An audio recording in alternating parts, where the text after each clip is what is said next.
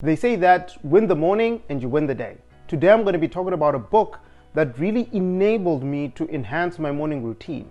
This book completely transformed my life to the point where I started buying it for my friends and family so that they could also get the same type of transformational value that I got from the book. And the book that I'm talking about is The Miracle Morning by Hal Elrod. So in today's video, we're going to dive into some of the key lessons that I learned from this book, and I hope you enjoy it, so stay tuned.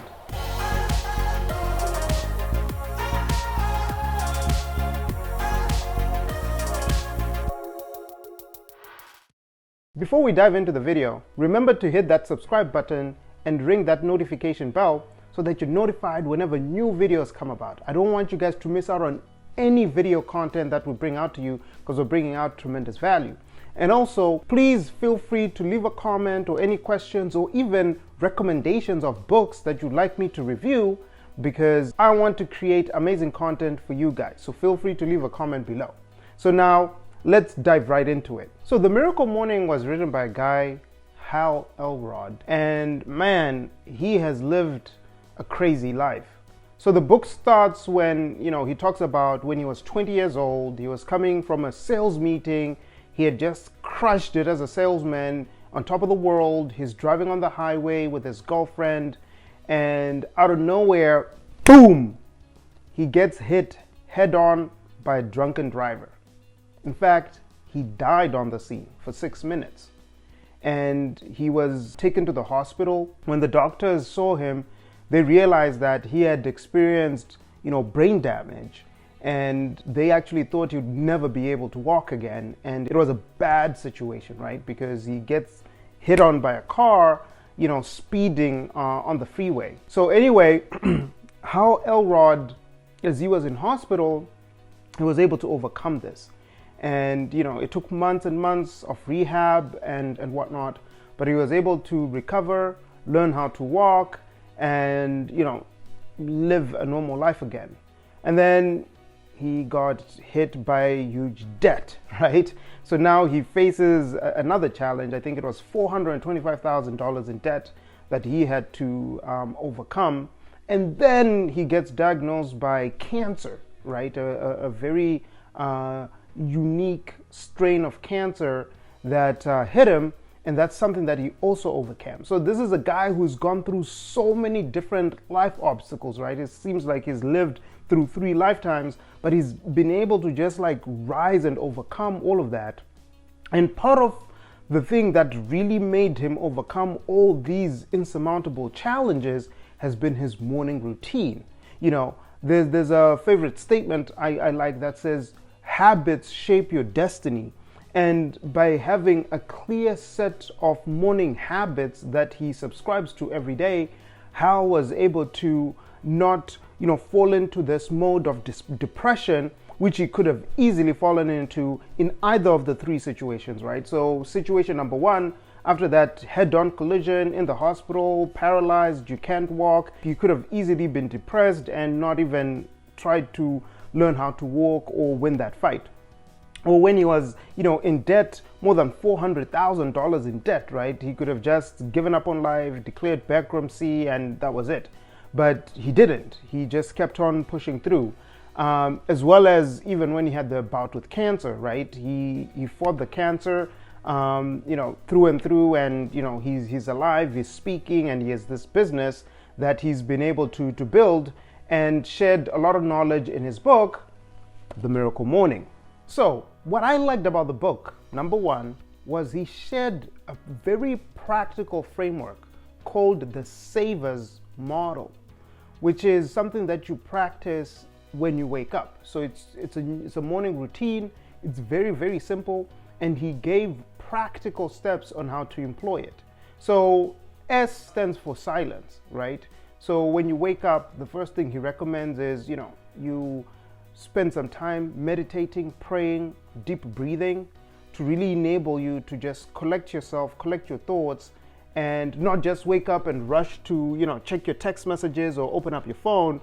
Take that moment of calm where you just are within yourself, in your thoughts, and just centering yourself. So depending on what you like to do or what you practice religiously. You could pray, you could meditate, or you could just do some deep breathing exercises. For me personally, I follow the Wim Hofman breathing technique to really just help me get started with the day. And then I take some time to pray, and that's how I use the first few minutes when I wake up, using the Savers model. The second one is A, which is affirmation. So with affirmations, it's super important for you to first of all know what affirmations are. We have a video that I created where I really talk about positive affirmations, so you can check it out if you want to learn more about affirmations. But Hal Elrod in his book talks about leveraging affirmations so that you can really remind yourself of who you really are and the power that lies within. So you think about a guy like Muhammad Ali, he would always say, I am the greatest, right? That was a positive affirmation statement he would tell himself every day to remind him of who he was and of his potential. And you know what? He actually ended up becoming the greatest boxer there is. So the second thing that Hal recommends in the Savers model after silence is to then take some time saying some positive affirmations to yourself. And then the next one, V, stands for visualization. This is when you're able to use your mind's eye to really picture that future state that you want to achieve, and picturing it as it's real, right? So think about athletes. You look at a person like Tiger Woods or Jack Nicklaus, right? Before they hit that shot, they actually take time to visualize how the ball is going to move towards the hole, because then when they come and actually do it, they've already pictured exactly what that perfect shot needs to be. And you can do the same for your life.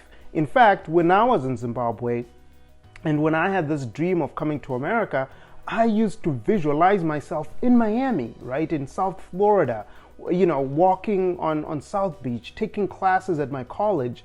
And that motivated me and drove me every single day to take the action that I needed to actually make it real. And you know what?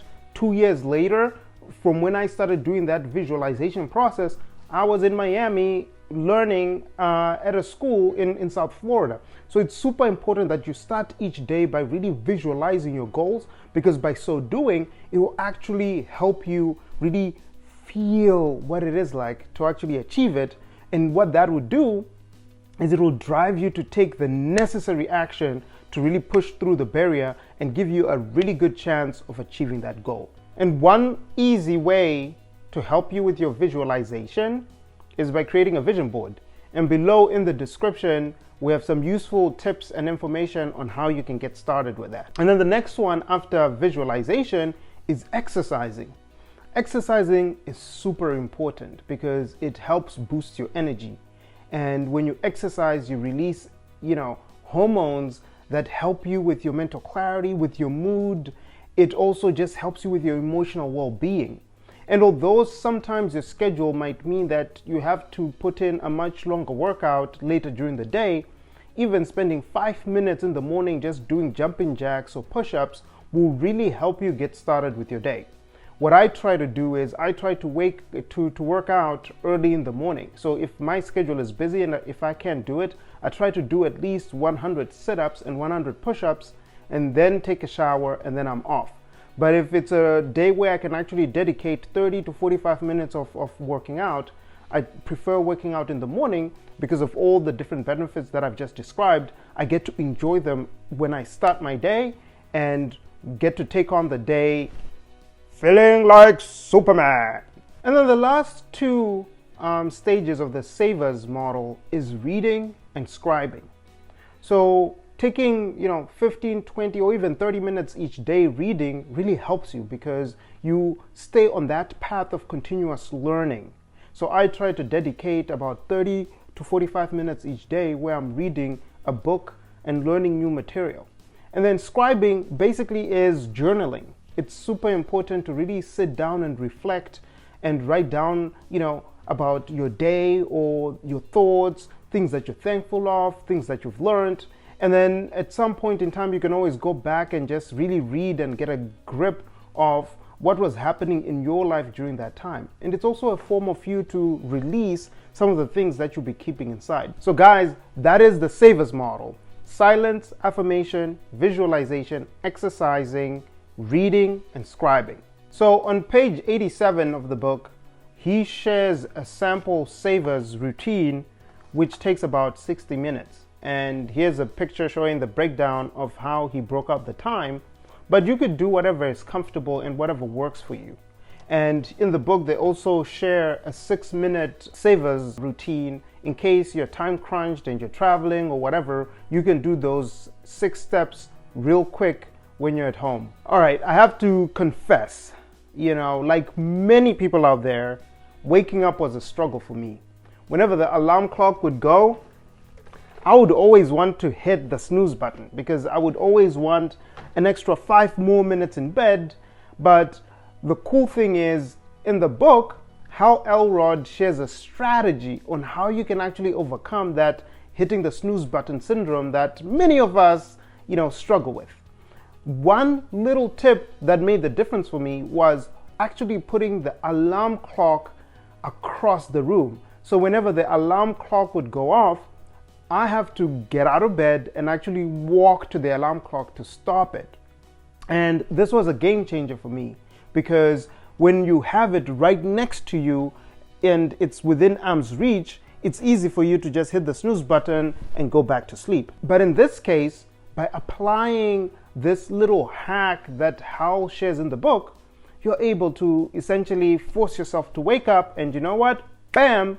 You kick off your morning just by using a simple hack of putting the alarm clock across the room.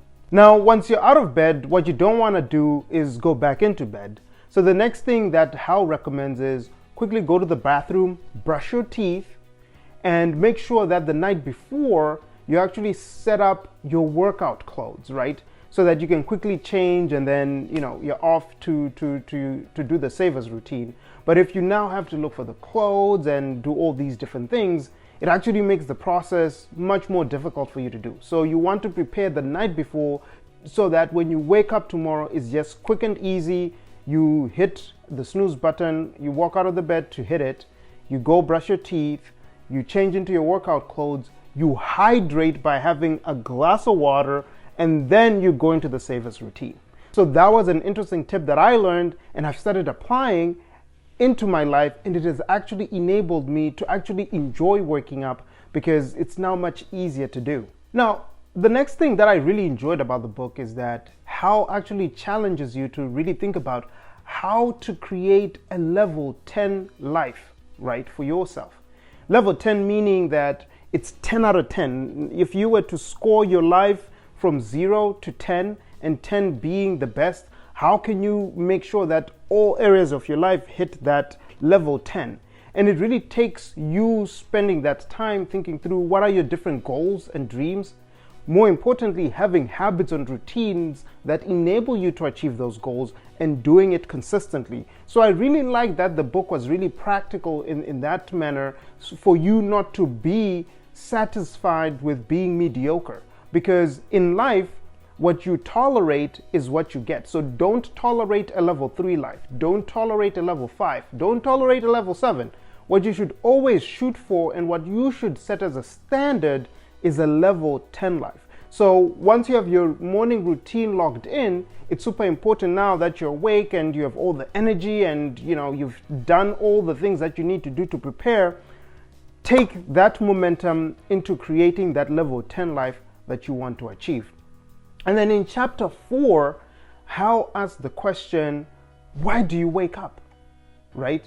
And that chapter was super powerful because it got me to think about, yes, really, why do I wake up? What's my purpose? What's my calling? What's my why for my life? So you want to also take some time to really think about what's your purpose in life, right? Because, once you have clarity around that, you'll actually be excited waking up in the morning because you know what your purpose is, you have clarity on the things that you want to achieve, and you actually wake up and go out and do it. But if you don't have clarity, if you don't know the reason why you wake up each day, you won't be as excited to get up in the morning because you don't really know what your purpose is, you don't know what your calling is. So it's super important for you to really take time and really think and articulate what's your purpose, what's your why, what's your calling, because that is what will give you excitement to wake up and go tackle the day because you're pursuing your purpose. So you might be saying like, hey Kuda, I'm a night owl. How can I apply the Savers model to my life? Well, you can customize it however way you want. What's important though is to have a routine each day that enables you to, take time to meditate, pray or have some deep breathing. You have affirmation statements that really give you that courage and confidence to really go take on those dreams and goals that you want to achieve. You want to take time visualizing that future reality and figuring out how you're going to be able to create it. You want to exercise so that you take on the day with energy, and you want to read so that you're growing every single day, because remember, if you're not growing, you're dying. And more importantly, you want to take time each day before you really go start your day reflecting and journaling any thoughts that you have in your mind. What I also like about the book was that Hal Elrod shares about his community, and you can actually go and join that Facebook community and read, the hundreds of thousands of reviews that people share on the Facebook group, or of how their lives have been able to be transformed by applying this morning routine. And the other cool thing I like about what Hal has done is that he just didn't stop with this book. He's gone on to create other similar miracle mornings, but some that are targeted for entrepreneurs, some that are targeted for young kids. So you can go and check out the platform to see if there's a specific miracle morning book that really applies to you and your situation, because he now has multiple versions of the miracle morning that are super targeted to entrepreneurs, to kids, and so forth and so forth. Overall, I love this book. It really helped me change my morning routine, and it's really set me up for success. Till next video, enjoy and keep crushing it.